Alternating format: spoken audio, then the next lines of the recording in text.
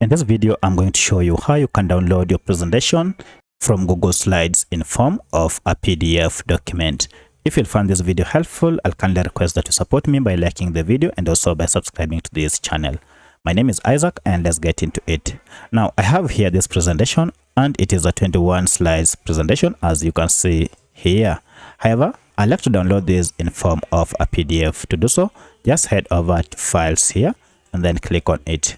Then head over here to download.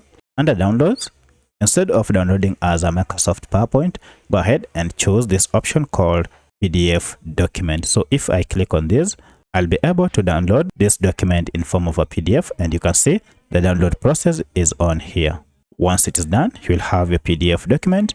If you click on it, now you can see my presentation is here and it has downloaded all the 21 pages as you can see them here in form of a PDF. So that's how you can download your presentation as PDF in Google Slides. If you have any other question, kindly let me know in the comment section. Otherwise, thanks for watching and let's meet in the next video.